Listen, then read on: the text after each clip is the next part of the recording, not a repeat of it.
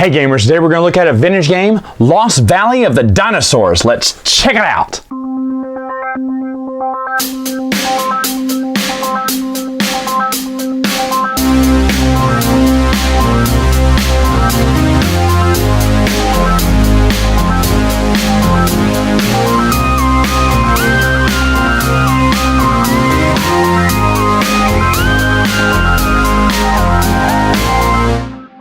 Alright, so today I thought I'd film things from a more level area just to show you what this board looks like in Valley of the Dinosaurs. As you see, we have a pterodactyl up there, we have T-Rexes, we have a little swamp monster we put in the swamp there. You're each going to start off with 4 explorers. One of each color, but you have 4 of these explorers. You'll put them over to the side of the board or just in your player area, I guess, and you're going to enter and exit through all these little places where you see the yellow arrows on the board. You're going to have a stack of Lost Valley of the Dinosaur cards right there, your stack of bullets, and some of your lava tokens here. Yes, there is even an active volcano in this game. How cool is that?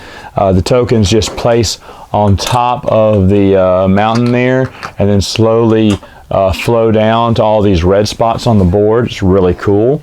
Of course, up in the center there is, this is a paper towel here, but it has these nice little plastic coins, and this is what you're trying to get. You're trying to get these coins from the temple and back through the perilous Lost Valley of the Dinosaurs and then back into the exit. So how the gameplay starts is you have these 2 red die. Well, you're only going to roll 1 red die at first as you're moving. Now, when you actually do acquire a coin in the temple, you will start rolling 2 red die. I guess because you're hauling booty now that you get that coin, you're super happy about that.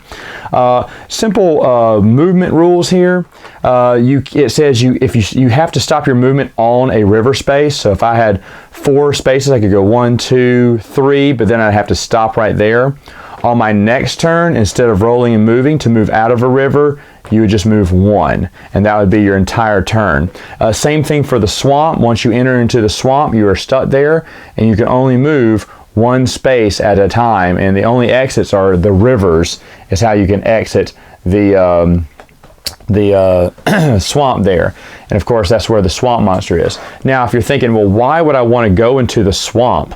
Because that would slow down my movement exponentially. Even with a coin, you're only moving just 1 space at a time. And of course, you have the danger of being caught by this swamp monster. Well, that's because these little T-Rexes will not go in the swamp. They're scared of that swamp monster. And by the way, folks, these are like toys. Plastic toys is basically what they are. Nice, hard plastic, stuff you find at a store and everything. I mean, unbelievable pieces for this game. Waddington really went all out for this. There's, of course, as you see, 6 T-Rexes here, and only one of you. They can really spread out around this board. They'll be everywhere. Eventually, you think you'll never go into the swamp. Trust me, you will be going to the swamp into this game. Basically, it's roll and move. Now, before you roll the dice, I should also mention, you are choosing one of these cards, and you're either keeping it or playing it. In fact, cards like this, cards like this, I want to show that one later. Cards like this you would keep. This one lets you go into, it says, hey, you can hold on to this, but you can go into one of these little caves where the T-Rexes are and then magically appear. You found a secret entrance to the temple and then grab that coin and haul booty, is basically what that's saying. Also, I should mention that in the river spaces, there are 3 bridge areas that you could cross over without having to stop. There are cards that make the dinosaurs move. They can make 3 dinosaurs move or all the dinosaurs move. It just depends, and that player will slowly move them out from their caves and toward the other players. Now, like I said, eventually you're going to have all 6 T-Rexes out, and they're going to be creating havoc all around the board because they won't go into swamps, so they can cross through rivers, and so they'll be everywhere taking people. And when they actually land on someone, they don't eat them for some reason. They don't eat them yet. They drag them to their little cave where eventually they could eat them later on if they don't escape. And what I mean by escape, there is a card in the game that says, hey, the dinosaurs are fighting. As their attention is diverted, one explorer can escape the dinosaur's lair by moving 1 space outside. So that's the only way you can escape. Your player can escape. So you'll have different players all around the board, each having their own adventures. Maybe one got caught by a dinosaur, maybe one stuck in the swamp, maybe another guy's going for a coin while another guy's, making his way back from the temple with a coin. It can be really chaotic as the game goes on. All right, so another card that you can get is is a gun. A gun gives you bullet tokens, 3 bullet tokens to be exact. These bullet tokens can be used to fire at dinosaurs and push them back 1 space. So for instance, if yellow's thinking, daggum, that dinosaur is going to get me, well then he's going to fire 3 bullets at it. Let's say he's over here. He's going to fire 3 bullets at it. 1, 2, 3. He can move that dinosaur back 3 spaces away from him. So bullets are really nice to have. Now bullets are very hard to come by because these little gun cards, there aren't that many in the deck. So what a neat rule is that we kind of made up is you see on the board there are these 2 ammo spots. Here's one here. And of course there's another one on the board over here. So I didn't read this in the rules. I looked it up because I thought it was interesting they drew ammo there. But what we said, if an explorer stops there, they'll pick up 1 bullet, which makes the gun still a good card. But at least every time you stop here, you're going to get a bullet that you can use because people are going to be eaten by dinosaurs. That's just going to happen. By the way, I should mention that if you are caught by the swamp monster, he does eat you and that ends this player's pawn. He's just thrown away back into the box. He goes away. So your characters can die in this game. Now, what if you want to just avoid the swamp completely, right? Well, sometimes you can't because there are cards that say, hey, your member gets lost and falls into the swamp. So you have to grab one of your characters and throw them in the swamp at least 3 spaces away from the swamp monster. This is not a good thing. You really don't want to be in the swamp, but they put you in the swamp anyway. So whether you like it or not, and there are several of these cards, your players will go into the swamp. Now, there are these cards which would be very bad for you. This moves the swamp monster 1 space. I'll be honest, I've seen a house rule explained to me where they moved their swamp monster 2 spaces because it adds to the threat. 1 space they thought wasn't dangerous enough and players were able to escape. I agree with that house rule. We use that as well. So instead of 1 space, they use 2 spaces. And at 2 spaces, ooh, they can cover some ground and they can eat some people. It's really awful. The next one, there's a lot of these cards in the deck about lava flowing. You know, you can it says, hey, lava flows relentlessly forward 1 space on the mountain, but reaching the valley, when it's reaching the valley, 3 spaces. So for instance, when it's coming down from the mountain, you only add 1. After that, you add 3 spaces as it's building up. So it's going to slowly fall down this mountain, drip by drip, and then just spread everywhere when it gets to the floor. Now, I've also seen a house rule, which we also play with as well, is that you do 2 of these at a time, and it really speeds up the lava flow in the game to where eventually lava is going to be everywhere over the board, creating even more chaos. Now, I like this rule as well, so I would say, you know, you bring out 2 each, so 2, 4, 6. After 3 turns, then the lava starts spilling out on the board, and things really get crazy. So it's awesome. I love that rule as well. The last card I wanted to show you was this pterodactyl one.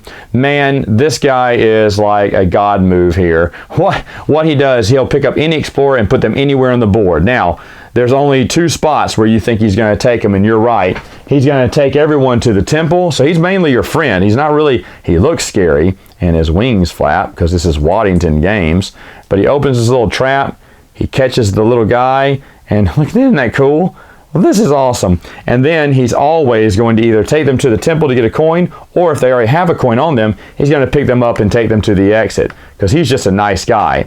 Now, there is a way for him to be mean. What we've decided, what players can do, and some players have, is they've taken someone else's player and dumped him right on top of the swamp monster, so the swamp monster will eat him immediately.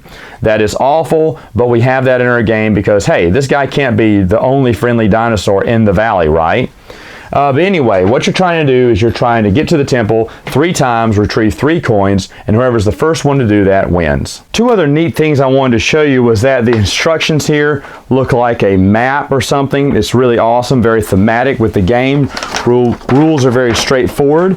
And then the back of this player board is actually it gives a map of the area and a story about it. So, wow, unbelievable production value by Waddington Games, possibly their finest. Final thoughts, what do I think about the game? Well, first off, that production value, wow, this may be Waddington's best game ever produced. Like I said, they look like toys out there. They look amazing. They look incredible. This game is fun, fun, fun. I heard it was designed by the same guy who did Escape from Atlantis or something like that. Either way though, this is unbelievable. I love how the game looks. It's got great table presence. It's Warrington Games, who cares so much about their games. Me and my nephews have had so much fun playing this game. There's a bunch of laughing going on, a bunch of screaming going on. It is tons of fun. I will mention that if you look here on the pictures here, this is not the final product here. My pterodactyl wasn't painted. And what's this? This is a guy with a little gun here. That's a little interesting. And then you see that there's no little red lipstick on the dinosaurs. They look a little bit wicked. So it's funny. I think these were like little promotional shots they did, but then never took it out, because those are not the correct game pieces or the same game pieces that we saw. They may be similar, but are prototypes, but I found that interesting. I think the artwork is amazing. I love the theme of this game. This game is going to cost you probably a pretty penny to track down, but to be honest, it's worth it. You look at the production value that they put in here, folks, everything. I mean, the pterodactyl, I could see him breaking, but everything else looks like it was built to last. They look like little toys and everything. So much fun. Even that paper temple, it looks kind of cheesy, but to be honest, it's pretty sturdy. At least my version is. It's not as aggravating as other, paper buildings have been in the past for me and other vintage games. This is such a fun game. My friends Luke from Down from the Attic and Bernardo from Tabletop Island have both played this game. They were the ones that convinced me to get it, and I was like, yeah, I have to agree with both of them. Amazing game for vintage. As far as vintage games go, really, really, really a lot of fun. All right, gamers, that's all the time I have for now. See you next time. Until then, though, game on!